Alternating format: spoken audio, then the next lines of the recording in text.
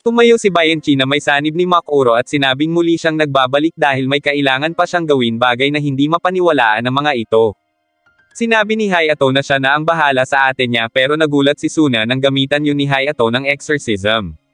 Kumana naman ang ginawa ni Hayato at nang mawala ng malay si Bianchi ay dito naman lumipat ang kaluluwa ni Makuro.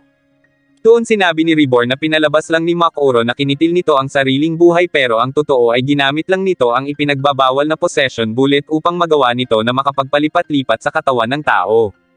Ang espesyal na balang iyon ay ginawa ng pamilya Estrenillo at hindi lamang kailangan ng isang malakas na espiritu, kundi dapat ring maging angkop para sa bala ang gagamit nyon. Nagtaka si Reborn kung paano nagkaroon ng ganong klaseng bala si Makuro pero sinabi nito na sa kanya ang balang iyon. Nilapitan ni Makuro si Suna kaya sinabi ni Reborn na iwasan ni Suna na masugatan ng patalim nito dahil kung matatamaan siya nyon ay magagawa siyang saniban ng kaluluwa ni Makuro. Biglang sumanib ang kaluluwa nito sa magkapatid pati na rin kina Ken at Kaki bagay na ikinagulat ni Suna. Hindi makapaniwala si Reborn na bukod sa pagsanib ay kaya ring magamit ni Makuro ang kapangyarihan ng mga iyon sa pag-atake sa kanila. Sinabi ni Reborn na wala siyang magagawa sa pag-atake ng mga iyon kaya sinabi nito kay Suna na gumawa ng paraan dahil bilang estudyante niya ay alam niyang may magagawa si Suna tulad ni Dino. Ikinwento ni Reborn kung paano nalagpasan noon ni Dino ang kinaharap nitong pagsubok na halos kumitil sa buhay nito. Gayunpaman pinanghihinaan pa rin ng loob si Suna at sinabing magkaiba silang dalawa ni Dino nang biglang hagisan siya ni Hayato ng mga bomba. Habang palapit sa kanya ang magkapatid ay napansin niya ang tumutulong dugo sa sugat ng mga ito kaya pinakiusapan niya si Makuro na tigilan na ang mga kaibigan niya bago pa yun ikamatay ng mga iyon. Hindi siya pinakinggan ni Makuro bagkus sinabing susubukan nito muli ang kanyang kabaitan para makuha ang katawan niya kung ayaw umano ni Suna na may masamang mangyari sa mga kaibigan niya. Tutal hindi rin naman umano makakaligtas si Suna sa ganong klase ng mundo at hindi ito nababagay na maging ika-10 boss ng Vangola. Hindi malaman ni Suna ang kanyang gagawin kaya humingi ito ng tulong kay Reborn at nakiusap na huwag siyang pabayaan nito, ngunit nilapitan siya nito at ipinaalalang siya ang ika-10 Vangola kaya kung isisigaw niya ang kanyang nararamdaman ay iyon ang magiging sagot ng isang Vangola. Dahil doon ay lumakas ang loob ni Suna at kasabay niyon ang pagliwanag ni Leon. Sinabi ni Reborn na oras na para magbigay si Leon ng bagong kasangkapan para kay Suna. Sa kaso noon ni Dino ay nagluwa si Leon ng bakang Bronco at si Enzia kaya inisip ni Suna na kung tulad ni Enzia ang ibibigay ni Leon ay makakatulong iyon. Ngunit nadismaya si Suna nang makitang mga guwantes na gawa sa sinulid ang ibinigay sa kanya at inisip kung paano siya makikipaglaban gamit iyon. Sinabi ni Reborn na basta isuot yun ni Suna kaya sinunod na lang niya ito at nagamit niya iyon panangga bago pa siya tuluyang tamaan ng patalim ni Makuro. Naramdaman niyang may kakaiba sa loob ng guwantes kaya nang habaden niya iyon ay doon niya nakita ang isang espesyal na bala. Agad yung kinuha ni Reborn para masubukan pero bigla namang inatake ni Makuro si Suna gamit ang mga bomba ni Hayato. Dahil doon ay nakaramdam si Suna ng matinding pananakit sa kanyang katawan at nanatili lang siyang nakahandusay hanggang sa marinig niya ang kanyang ina pati na rin si Kurokawa bagay na ipinagtaka niya.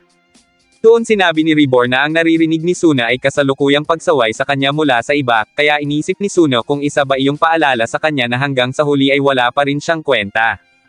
Sunod niyang narinig si Haro na nagsasabing gawin niya ang lahat ng kanyang makakaya pati na rin si Sasegawa at Kyoko na malaki ang tiwala at paniniwala sa kakayahan niya. Sa huli ay si Lancia naman ang narinig niya na nagsabing huwag siyang gamaya sa kabiguan nito at gawin niya ang lahat para mailigtas ang kanyang mga kaibigan at pamilya gamit ang sarili niyang mga kamay. Dahil doon ay muling lumabas ang apoy sa noo ni Suna at sinabing hindi siya matatahimik hanggat hindi niya natatalo si Makuro. Nagawa na ring matukoy ni Suna kung ilusyon ang pag-atake o hindi na epekto ng espesyal na bala at sa wakas ay nabuhay na ang dugong Vangola sa katawan nito. Natawa na lang si Makuro na nasa katawan ni Hayato at sinabing kahit nakikita na ni Suna ang mga pag-atake niya ay hindi pa rin naman siya magagawang talunin nito dahil nasa katawan siya ng mga kaibigan nito at sigurado siyang hindi magagawang sakta ni Suna sina Hayato. Gayunpaman, nakahanap naman si Suna ng paraan kung paano niya kakalabanin si Makuro nang hindi nasasaktan ang katawan ng magkapatid hanggang sa bumalik na si Makuro sa tunay nitong katawan.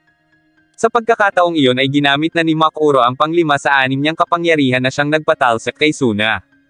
Gayunpaman, muli itong bumangon at mas lumakas pa ngayon ang kapangyarihan nito gamit ang mga guwantes na tinatawag na X-Gloves. Naging interesado si Makuro sa kayang gawin ni Suna kaya agad itong umatake, ngunit naluso ang kanyang sandata nang mahawakan iyon ni Suna. Nagpatuloy ang paghaharap ng dalawa hanggang sa mapabagsak ni Suna si Makuro.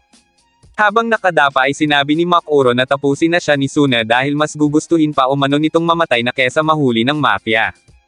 Dahil doon ay umiral na naman ang pagiging mabait ni Suna kaya nahulog ito sa patibong ni Makuro at agad siyang sinunggaban nito sa kamay para hindi siya makaatake. Pagkatapos ay itinulak siya nito papunta sa direksyon ng pader kung saan nakabaon ang patalim ni Makuro kaya sinabi ni Reborn na ipakita ni Suna ang kapangyarihan ng X-Gloves. Gamit iyon ay tuluyan ng napabagsak ni Suna si Makuro at kasabay nito ay ibinalita ni Reborn ang pagdating ng medical team ng Vongola para mabigyan ng antidote ang nalasong si Lancia. Nalaman din nila mula kina Kaki at Ken ang tungkol sa pinagdaanan ng mga ito sa pamilya Estrenillo na siyang naging dahilan kung bakit galit ang mga ito sa mafia.